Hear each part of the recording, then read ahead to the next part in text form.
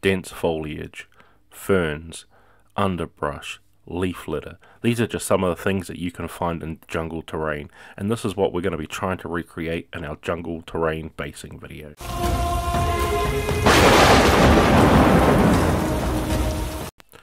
Okay, so to start off with, what we're going to need is our ground texture, and you can use whatever you want here. You might want to use texture paste, sand, all sorts of rubble, but just remember that we want to keep it nice and fine so it can look like ground texture in the end, because jungles are not very likely stony and rocky, so we want to keep it minimally with the rock texture if you can, and texture paint of course great for this. But what I'm going to be using here is I'm just going to be using some sand from my driveway. You can see I've sifted out into nice little fine granules, mainly after those little bits of granules here, and I'm going to be grabbing my little scoop cup, which is just a tiny little tic-tac jar that I use. It's great for pouring out little bits of sand on basing like this. Is always what I use. It holds the perfect amount, not too much, and I can sprinkle it on nice and evenly. And we just want to be doing that for our basic ground texture. And if you're using texture paste, of course, it's just apply the texture paste how you want here. And as I'm doing this, I'm also using a 40mm base here, so a little bit bigger than your standard size base, just so you can see what I'm doing here in the actual video. Then once your ground texture is all nice and hard and solid and secure to the base, all we want to do is prime it here. So I'm just going to prime it in a basic black. And I'd probably recommend doing this over standard white primer, because we want to go for something that's sort of dark and desaturated, because jungles are very sort of damp, wet and dark places that don't see too much light from the canopies of the trees overhead. So try and replicate that here with just sort of a darker ground texture, and I think it'll work out a little bit better. But of course, whatever primer will do, just something to keep in mind as you're painting this up. Then once we have it completely dry from the priming, we can start off with our painting. So a nice dark brown here. I'm going to be using oak brown for this, because like I said before, we've got that canopy overhead of our trees and our ferns and stuff like that, very dark and damp places. So we want to go with really nice dark colours there, sort of desaturated, to really help emphasize the fact that we're in a jungle-like terrain. So oak brown is great for this, so any sort of dark brown will be great for that. And of course, remember, as you're painting this up too, don't forget, if you're like me and you're using some sand here, that you really give it a nice smush around and thin out that paint, so it really gets into all those little crevices in between the little stones that have dried up in there.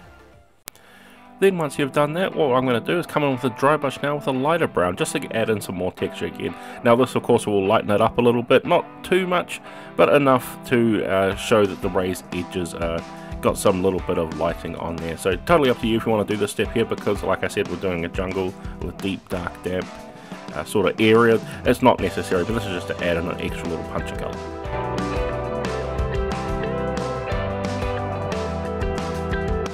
Then once we have that complete, what we're going to be doing now is coming in with some washes. So I'm going to be using two different types of washes here, a brown and a green wash, because I want that sort of effect like moss and sort of nasty little green undergrowth is growing in there as well, and that's what the green wash is going to be doing there to this as well. Of course, giving it a nice good overall heavy coating of the brown wash to start off with, really soaking it in there, putting it probably a bit more than you usually would on any sort of normal sort of basing thing, really making it so there's going to be some really deep pools and some really high highlights with the areas, because I want it to come out all splotchy and messy, and then coming in with little bits of the green wash and dabbing it in there to add some little like moss and overgrown sort of greenery in the base as well. And then once that's completely dry, you can see we've got a bunch of different types of colors there on the actual base itself. But now what I'm going to do is I'm going to grab one of these nasty looking cheap coconut trees that you can get out of any sort of dollar store, and I'm actually going to prime one of these up, and I'm going to be using the leaves as ferns for the underbrush that we have here in our jungle terrain. I was looking around and I had a bunch of these lying around. I thought, hey, they would actually make great little ferns, especially to represent the jungle theme that we want to go here. And all I've done is I've just primed it in black, and I'm just painting them up a nice dark green to try and represent some jungle foliage.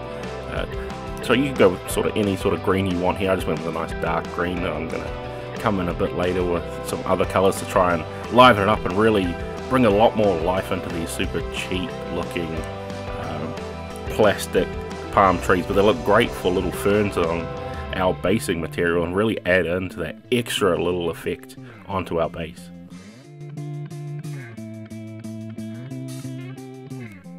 And then once you've painted up the ferns how you want, and you can see I put a light green stripe just in the middle to add a little bit more interest. All I'm going to be doing now is applying a green wash over to it all, so it all sort of blends together with that dark green undercoat and that little light green highlight that I placed on there, and just blend them together with a nice green wash. And as you can see, the difference in just the little piece here of how realistic that simple paint job is compared to right next to it with the cheap plastic that it already is. So a nice, easy and effective use for these things, especially if you go to any dollar store and you're buying little plastic animals and that to fill out in games for your RPG games and stuff like that. These are easy, or even for your tabletop wargaming terrain, nice and easy to get a bunch of these and really paint them up to full effect. And then once we've got that complete, what we're going to do is just clip them all off so they're not in the little nasty holder that they're in. I'll just clip them off so it's just the leaf parts of the fern here. And as you can see, I've got some super glue and some super glue activator here, so I can glue them onto our base and we can get that really good looking fern effect. And I've used some gel super glue here, hoping that it'll be a little bit more tacky when I'm applying this, and got my trusty tweezers, and you'll find out in a minute. I put a little bit of activator on the actual piece itself, so hopefully it'll bond instantly. This is the first time I've sort of used super glue activator, so I'm not really sure how quickly it's supposed to work or anything like that. And as you can see, I have a massive time struggling and really getting this correct, and you'll see me fumbling with it for the next little while doing this. And it's all about just sort of keeping it there for just a little bit, and you can see I actually end up by having to hold it with my fingers to keep it there. But as you'll watch through the little bit of footage, you can watch me struggle in some serious pain trying to get these to stick on there. But we want to have them nice looking and get them into a nice arrangement so they look like some ferns growing in the underbrush of the jungle.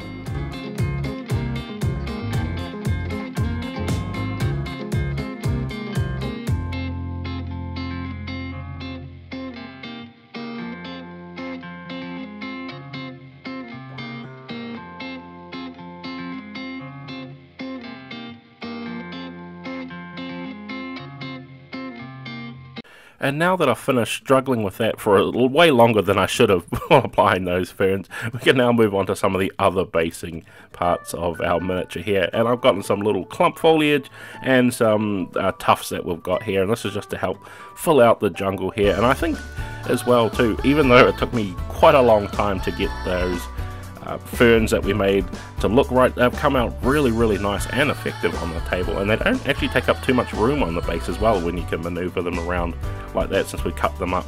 So quite an effective and interesting looking piece to be on a basing material as well.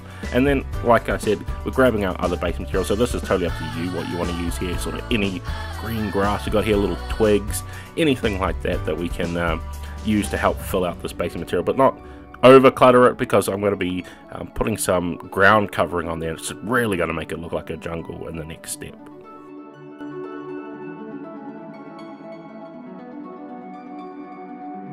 Okay, and now it's time for the big secret technique that I have here for making the jungle base really look like a jungle, and that is tea bags. Actually getting some green tea and tipping out what is in the tea onto your basing material, because it's very much, especially with green tea especially, has little bits of the actual leaves and stuff in there as well, and it's nice and easy and effective basing terrain, especially when we apply some glue on it.